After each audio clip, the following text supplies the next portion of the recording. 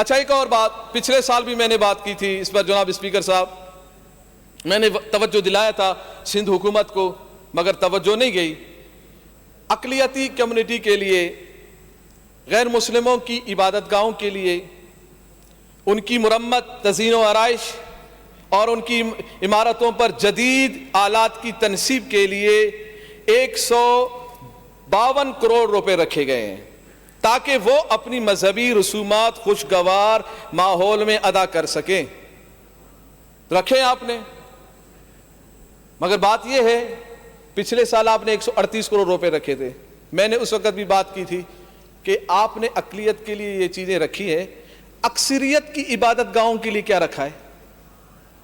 مسلمانوں کی عبادت گاہوں کے لیے، مسجد کے لیے کیا رکھا ہے؟ مدارس کے لیے کیا رکھا ہے؟ اس وقت بھی کوئی جواب نہیں آیا. میں نے توجہ دلایا، یہ یہاں پر سے ہم اسپیچ کرتے ایک رسمی اسپیچ ہے، کچھ بھی نہیں ہونا. یہ جو کتاب ہے نا، جو لکھ دیا گیا بس لکھ دیا گیا، سب رسم میں پورا کیا جا رہا ہے. مجھے یہ بتایا جائے کہ اس کے بعد کیا اس میں کوئی ایک حرف کا اضافہ کرے گا؟ کوئی کیا ہماری باتوں کا اضافہ کیا جائے گا؟ بس ایک رسم بنا دیا گیا. 5 سال سے میں یہی دیکھ رہا ہوں، یہی اسپیچ کر رہا ہوں. ہم تو آپ کو تجاویز دے رہے ہیں، اپنے حلقے کی تجاویز دے رہے ہیں، کراچی کے لیے دے رہے ہیں، سندھ بھر کے لیے دے رہے ہیں. کوئی ایک تجویز بھی، کوئی ایک منصوبہ بھی آپ نے کبھی نہیں لیا ہمارا. میں نے پچھلے سال آپ سے یہ بات کی کہ 138 کروڑ روپے اقلیتوں کی عبادت گاہوں کے لیے رکھا گیا، تو اس مرتبہ آپ کو چاہیے تھا کہ آپ مساجد کی تزئین و آرائش کے لیے، مساجد کی مرمت کے لیے، مساجد کی تعمیرات کے لیے، مدارس کی تعمیرات کے لیے اور ان کو سہولت دینے کے لیے آپ کو اس بجٹ میں کچھ نہ کچھ رکھنا تھا. مگر افسوس کی بات ہے کہ کچھ بھی نہیں رکھا گیا.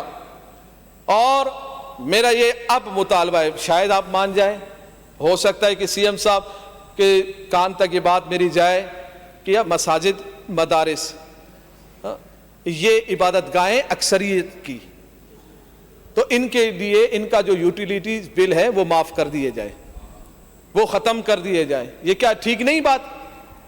یہ مناسب بات نہیں. یہ کیا سیاست کی بات ہے؟ یہ کسی پر تنقید کی بات ہے؟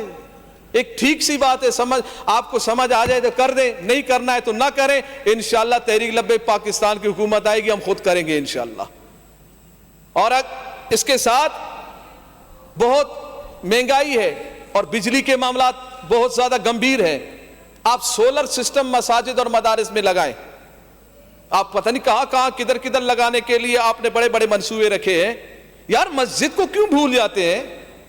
دینی عبادت گاہوں کو کیوں بھول جاتے ہیں؟